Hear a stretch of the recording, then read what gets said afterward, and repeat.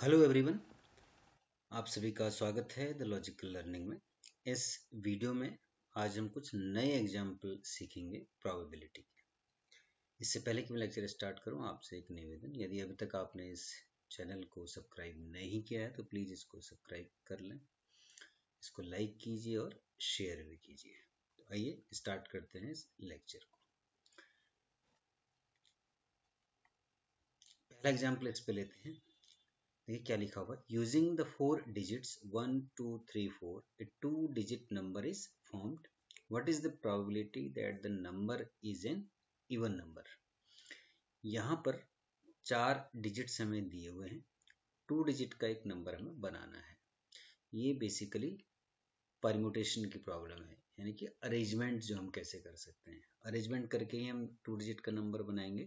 तो ये परम्यूटेशन की प्रॉब्लम है। तो यहाँ पर हमें प्रोबेबिलिटी बतानी है कि इवन नंबर होने की प्रोबेबिलिटी बतानी है। तो पहला काम हमें क्या करना है कि हम कितने तरीके से 2 डिजिट के नंबर को लिख सकते हैं। तो यहाँ पर हम पहले तो निकालेंगे number of ways to form a 2 digit number using 1 2 3 4। तो कितने हो जाएंगे, इसे करें टोटल वेज, इसको आप total ways this equal to total ways. तो टोटल वेज कितने हो जाएंगे हमारे पास, ध्यान दीजिए। जब हम 2 डिजिट नंबर की बात कर रहे हैं, एक प्रश्न ऑटोमेटिक हमारे मन में उठता है कि क्या डिजिट को रिपीट करना है या नहीं करना है। यहाँ पर ऐसा कुछ दिया हुआ नहीं है, तो हमें कैसे मालूम चले। तो ध्यान दीजिए, जब हम 2 डिजिट नंबर की बात कर रहे हैं और ऐसा कुछ आपको स्पेसिफाई नहीं किया हुआ है, तो 2 डिजिट नंबर तो 2 भी हो सकता है, 22, इट मे बी 33, 44, ये भी हो सकते हैं। इसका सीधा सा मतलब है, जब आपको कुछ नहीं दिया और ऐसा लगे 2 डिजिट नंबर लिखा हुआ है, तो ये इसका सीधा सा मतलब है रिपीटेशन इज अलाउड, क्योंकि 22 भी एक नंबर हो सकता है। तो टोटल हमारा कितने तरीके हो जाएंगे, अगर 2 डिजिट का हमें नंबर बनाना है तो पहले प्लेस से हमारे पास कितने तरीके हैं, इसको पहले प्लेस को फिलअप करने के लिए हमारे पास 4 तरीके हैं। ऐसे क्योंकि रिपीटेशन अलाउड है, तो दूसरे प्लेस को भी हमारे पास फिल करने के लिए कितने तरीके हो जाएंगे, 4 तरीके हो जाएंगे। तो टोटल हमारे पास कितने तरीके हो जाएंगे, 16 पेज हो जाएंगे। अब हम कह रहे हैं कि इवन नंबर के निकालने के लिए, even number number of veg to form a 2 digit even number। अब ये कितने तरीके हो जाएंगे, ध्यान दीजिए। अब इवन नंबर का मतलब है कि जो लास्ट वाला प्लेस है, या तो ये 2 होना चाहिए या फिर ये 4 होना चाहिए। अब फोकस हमारा यहाँ पर है, तो इसको फिलअप करने के लिए हमारे पास 2 तरीके हैं, या तो हम इसको 2 लिख सकते हैं या इसको हम 4 लिख सकते हैं। यहाँ पर क्योंकि रिपीटेशन अलाउड है, इसका मतलब यहाँ पर 1 2 3 4 कुछ भी आ सकता है। तो इस पर कितने तरीके हो गए, 4 तरीके हो गए। तो टोटल तरीके कितने हो गए, 4 × 2। फिर से यहाँ पर ध्यान दीजिएगा, मैंने मल्टीप्लाई क्यों किया, प्लस क्यों नहीं किया, यहाँ पर मल्टीप्लाई क्यों किया। यहाँ पर ध्यान दीजिएगा, जब मैं आपसे कह रहा हूँ कि इस प्लेस में भरने के लिए 2 तरीके हैं, इसका मतलब आप लास्ट प्लेस में है तो आप 2 भी लिख सकते थे या आप 4 भी लिख सकते थे। अब आप या 2 लिखें तो आपके पहले प्लेस में कितने तरीके हैं, ध्यान दीजिए। यहाँ पर आपके पास 4 तरीके बच रहे हैं। आप 1 भी लिख सकते थे, 2 भी लिख सकते थे, 3 भी और 4 भी। ऐसे ही यहाँ भी अगर आप 4 लिख रहे हैं लास्ट प्लेस में, तब भी आपके पास 4 तरीके बचते, 1 2 3 4। तो दोनों केस में 4 तरीके बच रहे हैं। इसका मतलब पहला जो प्लेस है वो इन 2 तरीकों में से हर एक तरीके के लिए 4 तरीके से इसको फिलअप किया जा सकता है। तो इसलिए हमने क्या कर दिया, मल्टीप्लाई कर दिया। आप चाहते तो अलग अलग भी काउंट कर सकते थे कि 4 इसको लिखते, अगर हम सिंपल 2 लिखते, यहाँ पर पहले जब हम लिखते कि अगर हमने 2 फिलअप किया है, मान लो मैं इसको अलग अलग काउंट करता, तो 2 लिखता तो केवल एक तरीका होता और इसके 4 तरीके हो जाते। फिर मैं प्लस करता, फिर जब 4 लिखता तो इसका एक तरीका होता, उसके फिर 4 तरीके होते, तब भी कितना आता, 4 × 1 + 4 × 1। क्योंकि यहाँ पर डायरेक्टली मैंने किया 2 तरीके थे, 2 या 4 आप कर सकते हो। हर एक तरीके के लिए पहले प्लेस को भरने के लिए 4 तरीके हैं, तो आपने इसलिए इसको मल्टीप्लाई किया। ये अगर आप देखेंगे तो ये आपको दिखाई देगा कौन सा रूल, ये दिखाई देगा प्रोडक्ट रूल। दो बेसिक रूल्स हमारे पास हैं, sum rule and product rule.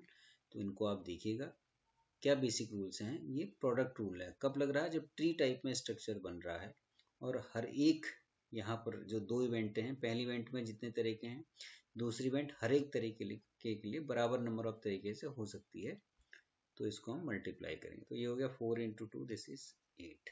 तो प्रोबेबिलिटी कितनी होगी, number of ways to form two even number upon this 8/16, so this is 1/2। तो इसकी प्रोबेबिलिटी जाएगी 1/2। इसी का थोड़ा सा अगला एग्जांपल देखते हैं। Using the 4 digit number, using the 4 actually 4 नहीं है यहाँ पे, ये 5 हो गए हैं यहाँ पे। यूजिंग द 5 डिजिट्स 0 1 2 3, 0 को भी इंक्लूड कर दिया गया, तो ये 5 हो गए। A 3 digit number is formed, a 3 digit number is formed. What is the probability, what is the probability that the number is an even number? अब ध्यान दीजिएगा यहाँ पर 0 भी इंक्लूड कर दिया गया है, तो यहाँ पर थोड़ा सा प्रॉब्लम थोड़ा सा चेंज हो जाएगी। दो पार्ट में प्रॉब्लम पूछी गई है। What is the probability that the number is an even number, what is the probability of even number if a digit is used only once. इसका मतलब पहले केस में तो रिपीटेशन अलाउड है, दूसरे केस में रिपीटेशन अलाउड नहीं है। तो हम पहला वाला लेंगे, रिपीटेशन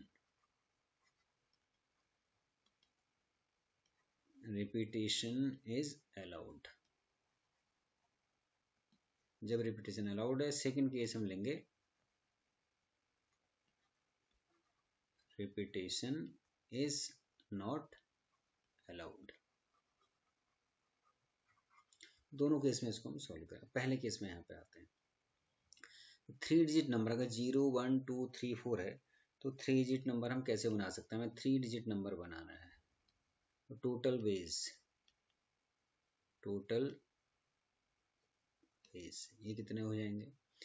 ध्यान दीजिएगा कि ये वाला जो प्लेस है इसको हम 0 से फिल नहीं कर सकते, क्योंकि अगर हम 0 से फिल करेंगे तो ये 3 डिजिट नंबर नहीं रहेगा, ये फिर केवल क्या बन जाएगा, 2 डिजिट नंबर।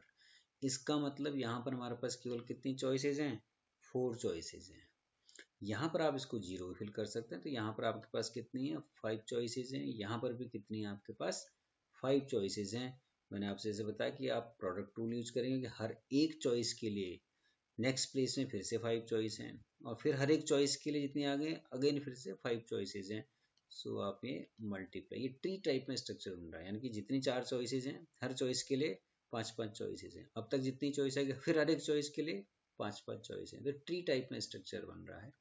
तो 4 इंटू 5 इंटू 5 दिस इज 100, तो ये आएगा 100 टोटल नंबर ऑफ वेज। अब बात करते हैं इवन नंबर की। इवन नंबर में ध्यान दीजिएगा, लास्ट के केस में आपके पास 3 चॉइसेस हैं, या तो आप 0 कर सकते हैं, या आप 2 लिख सकते हैं, या आप 4 लिख सकते हैं। क्या हर एक चॉइस के लिए इन प्लेसेस में बराबर नंबर ऑफ चॉइसेस हैं? अगर बराबर नंबर ऑफ चॉइस है तब तो आप डायरेक्टली यहाँ पर 3 लिख सकते हैं, क्योंकि 3 वेज इसके लिए, और सीधे आप यहाँ पर काउंट करके मल्टीप्लाई कर सकते हैं। लेकिन यदि 0 के लिए यहाँ अलग चॉइसेस आ रही हों, 2 के लिए यहाँ अलग चॉइसेस आ रही हों, 4 के लिए अलग आ रही हों, तो फिर आप डायरेक्टली इसको कैलकुलेट नहीं करेंगे, बल्कि 0 2 और 4 के लिए अलग अलग काउंट करेंगे। हम यहाँ पर देखते हैं, अगर हम यहाँ पर मान लीजिए मैंने 0 लिखा, तो 0 का मतलब यहाँ पर सिंपल एक 1 चॉइस होगी। अब यहाँ हमारे पास कितने बचेंगे, तो यहाँ पर हमारे पास ध्यान दीजिएगा फिर से, क्योंकि यहाँ पहला वाला प्लेस आप, तो ये रिपीटेशन अलाउड है, इसका मतलब 0 को छोड़ के बाकी सब लिख सकते हैं। तो यहाँ पर 4 चॉइसेस होगी, यहाँ पर भी आपकी 5 चॉइसेस होगी, यहाँ पर केवल 1 अगर आप 0 को लिख रहे हैं। इन दोनों प्लेस है 4 इंटू 5। अगर आप 2 को यहाँ पर लिखते हैं तो तब भी 1 चॉइस है, और यहाँ पर ध्यान दीजिए 2 को लिखने के बाद भी यहाँ 4 और 5 रहेगा, क्योंकि यहाँ रिपीटेशन अलाउड है। यहाँ 0 नहीं लिख सकते, तो यहाँ 4 ही आएगा, और यहाँ 5। और 4 के केस में यदि आप यहाँ 4 आप लिखें, तो तब भी आपके पास यहाँ पर 4 चॉइसेस यहाँ रहेंगी, 5 चॉइसेस यहाँ रहेंगी। इसका मतलब हर एक केस में, चाहे आप 0 लिखें, चाहे आप 2 लिखें, चाहे आप 4 लिखें, हर एक केस में पहला जो प्लेस है वो उसके लिए 4 चॉइस, सेकेंड प्लेस के लिए 5 चॉइस, ये है। तो डायरेक्टली आप सीधे सीधे क्या कर सकते हैं, 4 इंटू 5 इंटू डायरेक्टली 3 भी कर सकते हैं, या इनको अलग अलग भी आप काउंट कर सकते हैं। 4 into 5 into 1 plus 4 into 5 into 1 plus 4 into 5 into 1, तब भी वो वही सेम आ जाएगा। तो ये आ जाएगा आपका दिस इज 60। तो प्रोबेबिलिटी कितनी हो गई? तो प्रोबेबिलिटी इसकी हो जाएगी 60/100। तो जब रिपीटेशन अलाउड था तो 3 डिजिट इवन नंबर आने की प्रोबेबिलिटी 6/10, और फर्दर इसको आप सिंप्लीफाई कर सकते हैं। अब जब रिपीटेशन अलाउड नहीं है तो टोटल वेज क्या होंगे? टोटल वेज आपके पास क्या होंगे जब रिपीटेशन अलाउड नहीं है? ध्यान दीजिए, रिपीटेशन जब अलाउड नहीं है इसका मतलब पहले प्लेस में ध्यान दीजिए आप 0 को फिल नहीं कर सकते। इसका मतलब पहले प्लेस में तो आपके कितनी चॉइसेस रहेंगी? आपके पास 4 ही चॉइस रहेंगी। अब आपने 4 यानी कि 1 2 3 4 में से किसी एक नंबर को यहाँ पर यूटिलाइज कर लिया। अब इनमें से कितने बचे? 3 बचे प्लस 1 0, तो 4 हो गए। तो 4 में से कोई भी इस प्लेस में फिल किया जा सकता है। तो इसके पास भी कितनी चॉइस बची? 4। अब 2 नंबर आपने यूटिलाइज कर लिए हैं तो ओबियसली यहाँ पर आपके पास कितनी चॉइस बची? 3। तो 4 इंटू 4 इंटू 3 कितना हो जाएगा? This is 48। This total number of veg. अब आए कि इवन नंबर पे। अब इवन नंबर पे यहाँ ध्यान देने की जरूरत है। यहाँ पर फिर से वही है कि 0 2 4 आप लास्ट में लिख सकते हैं, लेकिन ध्यान दीजिएगा कि हर एक के लिए यहाँ पर बराबर चॉइसेस नहीं आएंगी। कैसे नहीं आएंगी? हम अलग अलग काउंट कर दे रहे हैं। हम यहाँ पर लिखते हैं पहला केस 1। आपने कहा unit place 0, unit place is 0। जब 0 हो तो इसके लिए कितनी चॉइस होगी? आप ये थे 0 का मतलब इसके लिए आपने क्या लिया? 1 चॉइस होगी, सिंपल सी, क्लियर। अब आपने 1 तो यहाँ लिख दिया। अब इसका मतलब यहाँ पर 1 चॉइस होगी, यहाँ पर आपने 0 को लिख दिया है। चॉइस यहाँ पर ये चॉइस को बता रहा है, 1 नंबर को नहीं बता रहा। यहाँ पर कितने तरीके आए? एक ही तरीका है, क्योंकि आपने 0 लिख दिया है। अब 0 को आप यूज कर चुके हैं तो बाकी कितने नंबर बच गए? 1 2 3 4। इन 4 में से यहाँ पर आपके पास कितनी चॉइस हो गई है? 4, क्योंकि 1 2 3 4 में से कोई भी आ सकता है। और यहाँ पर आपने क्योंकि 4 में से एक नंबर और यूटिलाइज कर लिया तो यहाँ पर कितनी चॉइस आ गई? 3 आ गई। तो ये टोटल चॉइसेस हो गई 12। 0 आपने यहाँ लिखा था 0, तो 0 के बाद 4 चॉइसेस आपकी यहाँ बची, फिर एक को आपने लिख लिया तो बची 3 चॉइसेस। अब आपने कहा केस 2, यूनिट प्लेस इज 2। जब यूनिट प्लेस 2 हो तो आपके पास ध्यान दीजिए, अब यूनिट प्लेस 2 इसका मतलब 1 चॉइस। अब 2 को आपने यहाँ लिख दिया। अब नंबर क्या बचे हमारे पास? 0 नंबर क्या बचे? ध्यान दीजिए, बचे हमारे 0 1 3 एंड 4। अब 4 नंबर बचे, लेकिन 4 में से फिर यहाँ पर आप 0 को नहीं लिख सकते। 0 को नहीं लिख सकते का सीधा सा मतलब है आपके पास पहले प्लेस के लिए केवल 3 चॉइसेस बची हैं।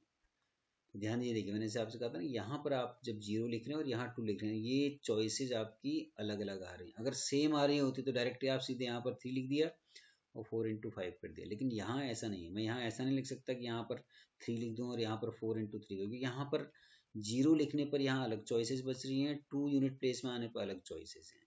तो ये अंतर समझना होगा। तो यहाँ पर जब 3 चॉइसेस आ गई इनमें से, अब आपने 1 3 4 में से कोई एक नंबर लिख लिया। अब आपके पास कितने बचे? 3 ही नंबर बचे। तो 3 into 3 into 1, so this is 9।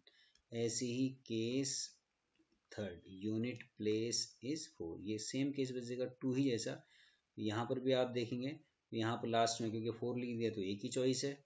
अब आपने 4 लिख दिया, यहाँ पर एक्चुअली हमारे पास कितनी बची? 0 ये बचेगा हमारे पास, 0 1 2 एंड 3। इनमें से फिर से आप 0 को यहाँ नहीं लिख सकते। यहाँ पर कितनी चॉइसेस बची? 3। तो यहाँ पर आपके 2 चॉइसेस आप लिख लिए हैं, 3 चॉइसेस यहाँ बच गए, तो ये भी आपका 9। तो टोटल हमारे पास तरीके कितने हो गए? ये टोटल तरीके हो गए। इसको आप ऐड कर दीजिए, तीनों को आप ऐड कर दीजिए। ये हो गया 18, 2, ये हो गया आपका 30 हो गया, नहीं ये हो गया आपका 40, ये आ गया 30 आ गया। So total ways equal to आपके आ गए 30। क्लियर? तो इसकी प्रोबेबिलिटी कितनी हो गई? प्रोबेबिलिटी हो गई आपकी 30/48। इसकी जो प्रोबेबिलिटी आ जाएगी 30/48 फर्दर इसको सॉल्व करना चाहें तो आप इसको लिख सकते हैं 5/8, इसको आप 6 से डिवाइड कर सकते हैं तो 5/8। तो इस तरीके से आपको ये ध्यान देना पड़ेगा कि कहाँ पर हम सीधे ही टोटल काउंट करके मल्टीप्लाई कर दे रहे हैं और कहाँ पर हमें अलग अलग कैलकुलेट करने की ज़रूरत है। अलग अलग इसलिए ज़रूरत पड़ी क्योंकि हर एक केस में यहाँ पर जो केसेस थे वो सेम नहीं थे। आइए फिर से एक एग्जाम्पल और देखें। There are 5 boys and 5 girls to be seated in a row. What is the probability that the boys and girls are together? अलग अलग केसेस में चलते हैं। पहले हम ये देखेंगे कि कितने तरीके से हम 5 boys and 4 girls को एक रो में बैठा सकते हैं। अगर आपको ध्यान होगा तो इसको हम सीधे जो अगर हम टोटल वेज हम लिखते हैं, अगर n लोगों को एक रो में हमें n एलिमेंट को अगर एक रो में बैठाना हो तो इसके लिए हमारे पास तरीके होते हैं फैक्टोरियल n। अब यहाँ पर टोटल अगर मैं देखूँ तो 5 + 4 9 स्टूडेंट्स हो गए, तो इनको रो में बैठाने के टोटल तरीके कितने हो जाएंगे हमारे पास फैक्टोरियल 9। तो ये तो हो गया टोटल वेज। अब पहला वाला केस आते हैं, कहते हैं boys and girls are together. अब ध्यान दीजिएगा, जब boys and girls are together इसका मतलब कैसे बैठाएंगे, हम क्या करेंगे जब भी इस तरह की प्रॉब्लम आएगी तो एक हम इसका यूनिट बना लेंगे पूरी। एक यूनिट हो जाएगी बॉयज़ की, एक यूनिट हो जाएगी गर्ल्स की। तो बेसिकली हमारे पास ये 2 यूनिट हो गई। तो 2 यूनिट का मतलब अब पहले इनका हम अरेंजमेंट देखेंगे, क्योंकि 2 यूनिट हैं। 2 यूनिट को हम कितने तरीके से अरेंज कर सकते हैं, फैक्टोरियल 2। अब लेकिन क्योंकि इस 2 यूनिट के अंदर जो ये बॉयज़ बैठे हैं इनका भी इंटरनल अरेंजमेंट हो सकता है, और ये कितने बॉयज़ हैं, 5 बॉयज हैं, ये आपस में कितने तरीके से चेंज होकर बैठ सकते हैं, फैक्टोरियल 5। मल्टीप्लाई क्यों किया, फिर से वही प्रोडक्ट रूल, क्योंकि हर एक इन तरीके के लिए जो फैक्टोरियल 2 जो आ रहा है इनमें से हर एक तरीके के लिए बॉयज फैक्टोरियल 5 तरीके से बैठ सकते हैं। ऐसी गर्ल्स अगर आप देखेंगे तो फैक्टोरियल 4 तरीके से इंटरनल अरेंजमेंट हो सकता है। तो पहले हमने निकाला कि एक्सटर्नल अरेंजमेंट, यानी कि यूनिट बना दी, बॉयज की एक यूनिट हो गई, गर्ल्स की एक यूनिट। तो या तो बॉय ऐसे बैठेंगे, बॉयज आगे गर्ल्स पीछे, या गर्ल्स आगे बॉयज पीछे, तो ये फैक्टोरियल 2 हो गया। और इन अरेंजमेंट में हर एक अरेंजमेंट के लिए बॉयज फैक्टोरियल 5 तरीके से, गर्ल्स फैक्टोरियल 4 तरीके से। तो ये हो जाएगा आपका कि boys are together and girls are together. तो इसकी प्रोबेबिलिटी कितनी हो जाएगी, पहले आई वाले केस में ये हो जाएगी आपकी factorial 2 into factorial 5 into factorial 4 upon factorial 9। इसको सॉल्व करना मैं आपके लिए छोड़ रहा हूँ कि इसको आप सॉल्व कर सकते हैं। Second case, 2 particular boys are at corners. अब ध्यान दीजिएगा, 2 पर्टिकुलर का सीधा सा मतलब है कि 2 बॉयज आइडेंटिफाई किए हुए हैं पहले से। 2 बॉयज का मतलब ये हो सकता है B1 और B2, इनको आइडेंटिफाई ऑलरेडी किया हुआ है, अलग से हम आइडेंटिफाई नहीं, पर्टिकुलर लिखा है। पर्टिकुलर का मतलब है जैसे मान लें CR हैं या कोई और आपने आइडेंटिफाई कर लिया कि जिनको हमेशा यहाँ बैठना है। अब अंतर क्या आएगा कि इनकी आपस की पोजीशन, बीच कॉर्नर लिखा है, ये नहीं लिखा है किस कॉर्नर में बैठे, एट कॉर्नर्स लिखा है। तो ये भी हो सकता है कि B1 यहाँ बैठे, B2 यहाँ बैठे, या ये भी हो सकता है कि B1 यहाँ बैठे और B2 यहाँ बैठे। तो 2 पर्टिकुलर बॉयज का मतलब इनके तरीके कितने हो गए, 2 पर्टिकुलर इनके बैठने के तरीके तो कितने हो जाएंगे, फैक्टोरियल 2 हो जाएंगे। जब 2 बॉयज कॉर्नर में बैठे फैक्टोरियल 2 हो जाएंगे। और बाकी कितने बच गए आपके, बाकी 9 थे, 9 में से बाकी कितने हो गए, 7 बच गए। अब 7 के लिए कोई रिस्ट्रिक्शन नहीं है, तो यहाँ से लेके यहाँ तक का 7 कैसे बैठे हैं वो कितने तरीके से दिया जाएगा, फैक्टोरियल 7 तरीके से। तो इसकी प्रोबेबिलिटी कितनी हो जाएगी, 2 factorial into 7 factorial upon factorial 9। ये पूरा आपको डायरेक्ट आप नहीं लिखेंगे, जब भी एग्जाम में आएगा तो एक एक आपको समझाना पड़ेगा, जो मैं आपको लिखना पूरा लिखना पड़ेगा कि 2 boys can sit at corners in factorial 2 ways। For example ऐसा लिख सकते हैं B1 B2 and B2 B1। The remaining 7 students can sit in between B1 and B2 in factorial 7 ways, therefore the total number of arrangements is given by factorial 2 into factorial 7। तो ये आपको लिखना होगा, तब आप प्रोबेबिलिटी निकाल पाएंगे। Now third case, boys are at corners. इसमें और इसमें क्या अंतर है, ध्यान दीजिए। 2 पर्टिकुलर का मतलब है कि 2 आपने पर्टिकुलर बॉय को आइडेंटिफाई कर लिया, लेकिन जब आप बॉयज आर एट कॉर्नर्स कह रहे हैं, अब ये कोई भी बॉय हो सकते हैं 2। तो कोई का मतलब हमें 5 में से पहले 2 बॉयज को सिलेक्ट करना पड़ेगा लास्ट की पोजीशन पे, उनके अरेंजमेंट देखने पड़ेंगे। बाकी बीच की 7 1 2 3 4 5 6 7 अलग आएंगे, तो ये हमें पहले देखना पड़ेगा, लास्ट इसकी पोजीशन और इसकी। तो इस पोजीशन पर अगर मैं देखूँ मेरे पास 5 बॉयज हैं, तो यहाँ पर मेरे पास कितने चॉइसेस हैं इसको फिलअप करने की? 5 चॉइसेस हो गई। तो एक बॉय यहाँ बैठा दिया। अब यहाँ पर इसको कितने तरीके बच गए मेरे पास? 5 बॉय में से एक यहाँ मैंने कर लिया, तो यहाँ पर कितने तरीके बचे मेरे पास? 4 तरीके बच गए। तो ये तो हो गया 5 और यहाँ पर 4 तरीके। अब ये बाकी के जो बीच की प्लेसेस हैं इनको हम कितने भर सकते हैं, कितने तरीके से? क्योंकि फिर से 2 आ गया, तो ये कितने तरीके से हो जाएगा? ये तरीके हो जाएंगे आपके फैक्टोरियल 7, क्योंकि इनके लिए कोई भी रिस्ट्रिक्शन नहीं है। तो टोटल वेज कितने हो जाएंगे? 5 इंटू 4 इंटू फैक्टोरियल 7। ध्यान दीजिएगा, पहले आपने इसको आप 5 इंटू 4 को ऐसे भी लिख सकते थे कि 2 बॉयज को हमने चूज करना है 5 में से और उनका परम्यूटेशन देखना है, तो इसको आप 5p4 भी लिख सकते थे। ये इसी के बराबर आएगा 5 इंटू 4। देखिए इसको 5p4 क्या हो जाएगा? फैक्टोरियल 5 अपॉन, इसका फॉर्मूला आपको मालूम होगा, NPR। This is factorial n upon factorial n minus R. n minus R कितना हो जाएगा? फैक्टोरियल 5 माइनस 4 कितना हो जाएगा? फैक्टोरियल 1। ठीक, तो ये हो जाएगा फैक्टोरियल, ये हो जाएगा आपका n minus R, NPR factorial n upon factorial n minus R. NPR का आपने किया, तो ये हो जाएगा आपका 5p4, सॉरी 5p4 नहीं आएगा, यहाँ 5p2 आएगा। 5 करना, 2 हमको चूज करना है यहाँ पर, 4 नहीं करना है, 2 को सिलेक्ट करना है यहाँ पे। 2 पर्टिकुलर यहाँ पर, क्योंकि 2 पोजिशंस हैं, 2 पोजीशन में कोई भी 5 में से 2 बॉयज बैठ सकते हैं। तो 5p2 आप लिखेंगे, तो 5p2 कितना हो जाएगा? Factorial 5 upon factorial 3, 5 minus 2 3। ये कितना आ जाएगा? 5 into 4 into factorial 3 upon factorial 3। इससे ये कैंसिल हो गया, तो 5 इंटू 4। तो यही चीज़ आएगी। या तो आप इसको ऐसे देख लें कि पहले प्लेस पे कितने चॉइसेस है? 5, फिर यहाँ पर कितने बची? 4। या फिर आप इसको ऐसे भी लिख सकते हैं कि हमें 5 में से 2 का अरेंजमेंट कितने तरीके से होगा? This is 5p2। 5p2 is factorial 5 upon factorial 3 and 5 into 4, तो सेम चीज़ है। तो प्रोबेबिलिटी इसकी कितनी हो जाएगी? 5 into 4 into factorial 7 upon factorial 9। तो इस तरीके से आप इसकी प्रोबेबिलिटी को कैलकुलेट कर सकते हैं। तो ये कुछ एग्जाम्पल थे जो परम्यूटेशंस पे बेस्ड थे। तो उम्मीद करता हूँ कि आपको ये एग्जाम्पल समझ में आ गए होंगे। आगे के लेक्चर्स में अब हम प्रोबेबिलिटी डिस्ट्रीब्यूशन को डिस्कस करेंगे। Thank you.